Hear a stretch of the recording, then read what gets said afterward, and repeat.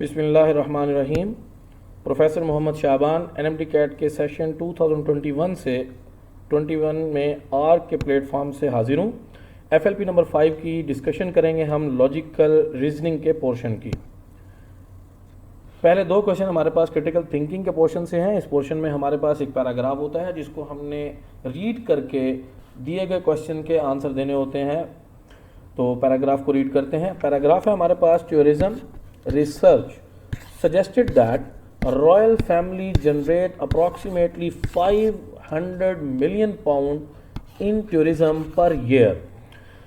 एक रिसर्च के मुताबिक टूरिज्म में जो बताया गया है कि रॉयल फैमिली जो है वो approximately 500 million per year earn करती है, जनरेट करती है। अब ये 500 मिलियन का क्या मतलब है? याद रखें बेटा, 1 मिलियन में 10 लाख होते हैं, यानी कि 1 मिलियन में 6 ज़ीरो आते हैं आपके पास, और आगे इसने 500 मिलियन कहा है, तो ये बेटे आपके पास बन जाएगा 500 million pound.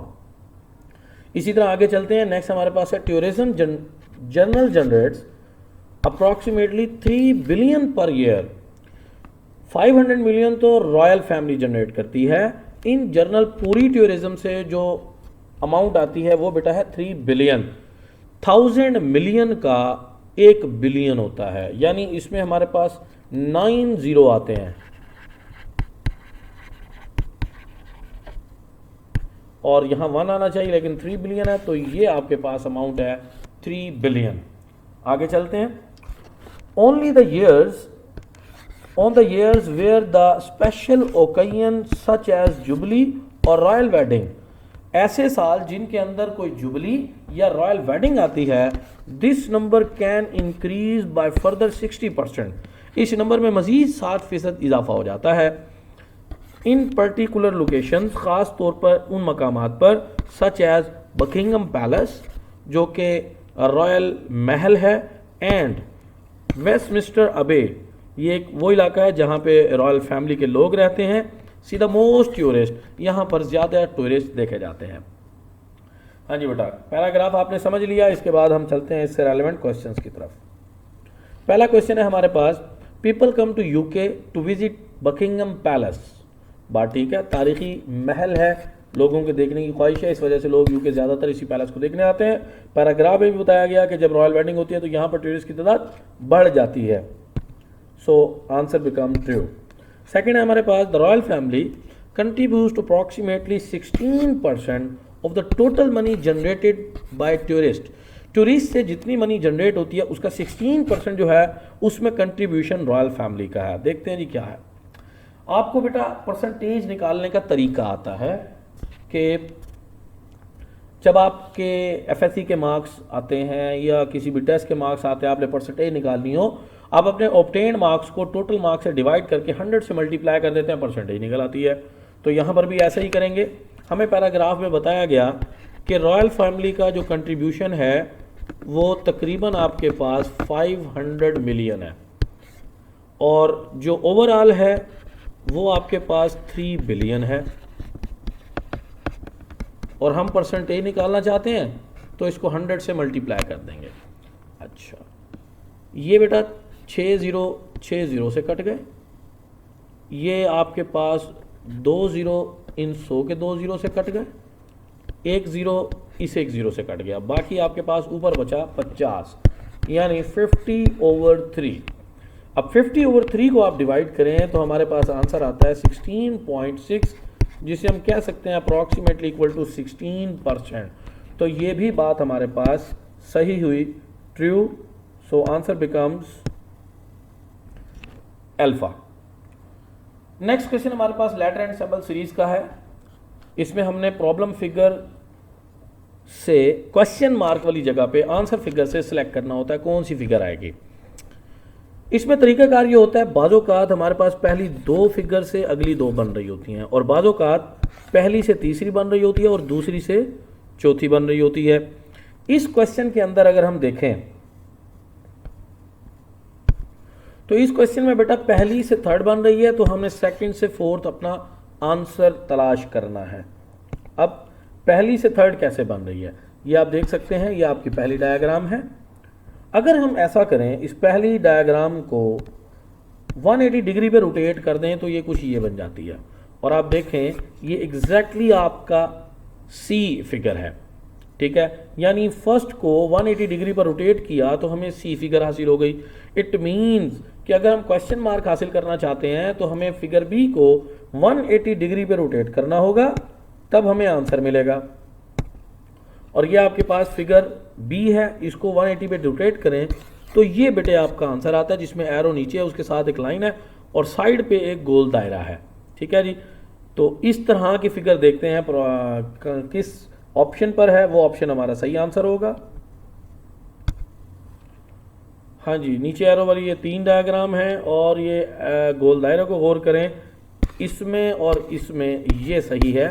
So delta is the right answer. Figure number 4 is the required result. Next question है बेटा हमारे पास, find the missing series. Number से है, नंबर्स मिक्स किए हुए हैं, 2 सीरीज को आपस में मिक्स किया हुआ। अगर आप गौर करें तो 5 के बाद 10, 10 के बाद 15, 15 के बाद 20, एक एक स्किप करके ये सीक्वेंस चल रही है। और इसके दरमियान एक और सीक्वेंस है 4, 4 के बाद 8, 4 ऐड करके, 8 में जब 4 ऐड करेंगे तो आना चाहिए 12। So alpha is the right answer. Next question है बेटा हमारा लॉजिकल डिडक्शन के टॉपिक से। इसमें हम स्टेटमेंट पढ़ के उसका वेन डायग्राम का स्ट्रक्चर बनाते हैं और स्ट्रक्चर से अपने कंक्लूजन को सिलेक्ट करते हैं, कौन कौन सा कंक्लूजन हम फॉलो करेंगे। अगर हम पहली स्टेटमेंट को देखें जो कि हमारे पास है, ऑल स्टिक्स आर प्लांट्स, तो हमारे पास ऑल स्टिक्स आर प्लांट्स, इस टाइप की वेन डायग्राम बनेगी। नेक्स्ट है हमारे पास ऑल प्लांट्स आर इंसेक्ट्स, ये सारे के सारे प्लांट इंसेक्ट के अंदर आ जाएंगे। और थर्ड वन है ऑल इंसेक्ट्स आर एम्फीबियन, यानी कि सारे के सारे इंसेक्ट एम्फीबियन में आ जाएंगे। तो बेटा ये स्ट्रक्चर बनेगा हमारा इस क्वेश्चन का, इस स्टेटमेंट के हिसाब से। अब हम इस स्ट्रक्चर को देखकर अपने कंक्लूजन को सिलेक्ट करेंगे। पहला कंक्लूजन है हमारे पास, at least some amphibian are plant, कि कुछ एम्फीबियन जो हैं वो प्लांट्स भी हैं, बात ठीक है, पहला फॉलो हो जाएगा। सेकेंड है हमारे पास, ऑल स्टिक्स आर इंसेक्ट्स, कि सारी की सारी जो स्टिक्स हैं वो इंसेक्ट्स हैं, ये बात बिल्कुल ठीक है। इसका मतलब यहाँ पे 2 कंक्लूजन थे और दोनों ही हमारे फॉलो हो रहे हैं, तो आंसर बनेगा बोथ 1 and 2, यानी कि eta is the right answer. Next question है बेटा हमारे पास क्वेश्चन नंबर 206, ये भी लॉजिकल डिडक्शन का ही है। इसमें स्टेटमेंट है all birds are tall, all birds are tall की डायग्राम कुछ यूँ बनेगी, बर्ड्स टॉल के अंदर आ जाएंगे। सेकेंड है हमारे पास सम टॉल्स आर हैन, तो ये ओवरलैप कर जाएगा टॉल के साथ। ये बेटा स्ट्रक्चर बन गया। अब हमने कंक्लूजन देखना है कौन सा फॉलो होता है। पहला कंक्लूजन है some birds are definitely not hen, some और नॉट आ गया। मैंने आपको बताया हुआ लेक्चर के अंदर कि सम और नॉट उस वक्त फॉलो करते हैं जब सम और नो स्टेटमेंट के अंदर दोनों आ जाए। तो यहाँ सम तो है, नो नहीं है, इस वजह से इस कंक्लूजन को रिजेक्ट कर देंगे, फॉलो नहीं करेंगे। सेकंड कंक्लूजन है हमारे पास, at least some hens are tall, जी बिल्कुल बड़ा वाज़ेह नज़र आ रहा है ये पोर्शन ओवरलैपिंग का, जिसमें कुछ हैंड जो हैं वो टॉल हैं, तो सेकंड यहाँ पे फॉलो होगा। इसका मतलब beta is the right answer, only 2 follows. Next question है बेटा हमारे पास लॉजिकल प्रॉब्लम का, ये पजल्स का क्वेश्चन होता है। इसमें डिफरेंट किस्म की पजल्स पूछी जाती हैं। पीएमसी में जिस तरह की पजल पूछी गई थी, मैं उस टाइप का क्वेश्चन पूछा है आपसे, लेकिन आसान आसान पजल्स भी आ रही हैं पीएमसी के अंदर, तो आपने बड़ा केयरफुली इन पजल्स को सॉल्व करना है। फिलहाल हम इस क्वेश्चन की तरफ आते हैं। इससे रेलिवेंट हमने 2 क्वेश्चन सॉल्व करने हैं। जब तक इस पजल की क्वेश्चन की स्टेटमेंट हमें समझ नहीं आएगी, तब तक हम इससे रेलिवेंट पूछे गए क्वेश्चन के आंसर नहीं दे सकते। तो पहले क्वेश्चन को समझते हैं। PQRST and U, 6 members of a family, 6 member हैं एक फैमिली के जिनके नाम PQRSTU हैं। 2 मैरिड कपल्स आर देयर, इनमें 2 मैरिड कपल हैं, मियाँ बीवी हैं। एक्सप्लेनेशन दी हुई है जी, Q is a teacher and the father of T। Q जो है वो टीचर है और T का वालिद है। सेकेंड है हमारे पास, U is grandfather of R and is a lawyer। You जो है वो लॉयर है और आर का ग्रैंड फादर है। अच्छा, अब आप देखें पिछली कंडीशन में फादर का जिक्र था, इस कंडीशन में ग्रैंड फादर का जिक्र है। मतलब एक ही फैमिली है जिसका हमें ट्री बनाना पड़ेगा, जिसमें ग्रैंड फादर ग्रैंड मदर का एक मैरिड कपल आ जाएगा, जो उसने 2 मैरिड कपल की बात की है, और एक फादर मदर यानी हस्बैंड वाइफ का कपल आ जाएगा, और टोटल 6 हैं, तो 2 इसमें कोई बच्चे होंगे। आगे देखते हैं। नेक्स्ट है हमारे पास S is a doctor and she is the grandmother of T. लो जी बेटा, दादा और दादी दोनों मिल गए। ग्रैंड मदर यहां पे है जी बच्चों एस हमारे पास, और ग्रैंड फादर है यू, तो ये पहला मैरिड कपल हमें मिल जाता है। और यहां से हमें बच्चे भी मिल जाते हैं। जो ग्रैंड फादर है वो आर का है, जो ग्रैंड मदर है वो टी की है, यानी आर और टी ये दोनों बच्चे हैं। जो बाकी हैं, फादर का उसने बता दिया कि क्यू बच्चों का फादर है। अब बेटा जब क्यू बच्चों का फादर है तो एक ही ऑब्जेक्ट बचा है P Q R S T U में, पी, वो बच्चों की मदर हो जाएगी। ये एक दूसरा मैरिड कपल हो जाएगा, श्योर एंड शॉर्ट, क्योंकि उसने बताया है 2 मैरिड कपल हैं। तो ये बेटा हमने क्वेश्चन की स्टेटमेंट के मुताबिक एक स्ट्रक्चर बना लिया है। उसके बाद आगे देखते हैं। सम अदर प्रोफेशनल्स इंक्लूड, इनमें बाकियों के भी कुछ प्रोफेशनल बताए गए हैं कि इनमें कोई एक टीचर है, टीचर का वैसे क्वेश्चन में बताया है Q is a teacher, Q is a teacher. 1 is lawyer, lawyer भी क्वेश्चन में बताया हुआ है। ग्रैंड फादर जो है यू, ये लॉयर है। 1 इज इंजीनियर, अच्छा इंजीनियर का नहीं बताया गया, वो देखते हैं कौन है। 1 इज डॉक्टर, डॉक्टर का बताया, ग्रैंड मदर है S. And 2 graduates, graduates students को कहेंगे हम, वो ये बच्चे हो जाएंगे डेफिनेटली आर और टी। अब यहां पर भी हमारे पास इंजीनियरिंग प्रोफेशन के लिए पी बचा है। तो इस तरह हमारे पास प्रोफेशंस की डिस्ट्रीब्यूशन भी हो गई कि किस किस का क्या क्या प्रोफेशन है। अब बेटे क्वेश्चन की तरफ आते हैं। पहला क्वेश्चन पूछा गया है, who is the father in law of P. P का फादर इन लॉ ग्रैंडफादर बनेगा, ग्रैंडफादर हमारे पास था U, so answer becomes U, beta is the right answer. Second question है, who among them has a profession of engineering. इनमें कौन ऐसा है जिसका प्रोफेशन इंजीनियरिंग है। वो आपने देखा पी का है, सो पी आपके पास ऑप्शन है चार्ली, सो answer becomes Charlie. Next question है हमारे पास बेटा कोर्स ऑफ एक्शन का। कोर्स ऑफ एक्शन ऐसा टॉपिक है, इसके अंदर हमारे पास 2 चीज़ें पूछी जाती हैं, या तो फैक्ट पूछा जाता है स्टेटमेंट में, या स्टेटमेंट में हमारे पास कोई प्रॉब्लम होता है। अब हमने क्या करना होता है, कोर्स ऑफ एक्शन के तौर पे प्रॉब्लम हो तो उसका सोल्यूशन ढूंढना होता है, और कोई फैक्ट हो तो उसके इंप्रूवमेंट के एक्शन ढूंढने होते हैं, जिसे हम कोर्स ऑफ एक्शन कह रहे हैं बेसिकली।